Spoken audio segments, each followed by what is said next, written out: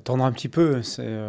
J'avais déjà bien aimé la réaction en deuxième mi-temps à Guingamp, mais il faut attendre un petit peu pour juger de cette régularité, parce que c'est pas un match et demi ou deux matchs qui vont faire qu'on pourra tirer des enseignements. Donc on a encore 5 matchs de championnat à disputer avant la trêve, un match décisif de Champions League et un match de Coupe de la Ligue. On pourra faire le bilan à la trêve, à la fois le bilan comptable, mais aussi le bilan de nos progrès dans ce domaine-là. Oui, tout à fait, parce que c'est un gros match, c'est un de nos concurrents directs pour la qualification en Champions League, donc je trouve que c'est plutôt mieux de jouer ce genre de match après la Champions League, parce qu'on est sûr d'être concerné à 100%.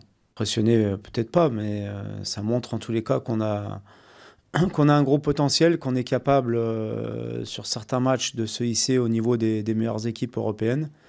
Maintenant, ce qui serait bien, c'est de pouvoir répéter ça au moins 9 fois sur 10. C'est ce que j'ai exprimé aux joueurs ce matin. C'est important de faire un résultat positif pour être régulier, justement, par rapport à ce qu'on disait précédemment. Mais après, tout est très serré dans le championnat, à part Paris qui est loin devant. Il y a 5 équipes qui se tiennent en 2 points. Donc, d'une journée à l'autre, vous pouvez vous retrouver deuxième ou cinquième. Il n'y a aucun enseignement définitif à en tirer. Par contre, ce qui est important pour nous, c'est de gagner des points, de maintenir notre rythme pour récupérer les points bêtement perdus, notamment à domicile, et être dans une moyenne de 2 points par match à la trêve. C'est important mentalement, c'est important comptablement aussi, parce que par définition, lorsqu'on joue un adversaire direct, on a la possibilité de lui prendre 3 points directement. Donc oui, mais encore une fois, il restera encore 4 matchs après celui de Lille. Et ce qui est important pour nous, c'est de se fixer l'objectif d'être dans les 3 premiers à la trêve, avec un nombre de points qui correspondent à ce qu'on doit faire pour atteindre l'objectif final. C'est une très bonne équipe, avec notamment des attaquants très rapides, très percutants, très à l'aise, notamment sur les phases de contre. Je trouve que c'est un effectif très équilibré. Christophe a su composer son groupe avec des valeurs aussi, qu'il n'avait pas forcément l'année dernière. Donc je trouve que c'est une équipe complète, très équilibrée. Voilà, maintenant, sur la durée, il faudra voir s'ils ont des pépins physiques. Est-ce qu'ils auront suffisamment d'effectifs pour rester dans le haut du tableau? Mais en tous les cas, c'est une des équipes surprises de ce début de saison. Plus maintenant, puisqu'ils sont réguliers.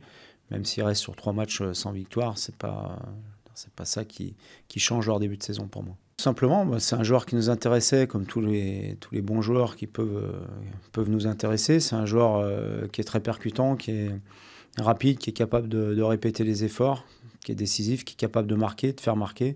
Donc c'est la raison pour laquelle on souhaitait l'enrôler à l'intersaison. Lui a préféré rester à Lille pour des raisons personnelles, aussi parce qu'il avait plus de chances d'être titulaire à Lille que chez nous, d'après ses dires. Donc voilà, je respecte son choix, je l'ai eu au téléphone, il n'y a aucun problème, et il confirme en tous les cas tout le bien qu'on pense de lui, parce qu'il fait un début de saison assez tonitruant. Il faut voir ce qui se passera d'ici là, c'est tellement loin, à la fois proche et à la fois loin dans le football, donc on peut pas savoir. Maintenant, j'ai vu qu'il avait aussi beaucoup d'autres clubs qui étaient intéressés. Est-ce qu'on pourra lutter avec ceux-là ou pas? C'est trop tôt pour le dire.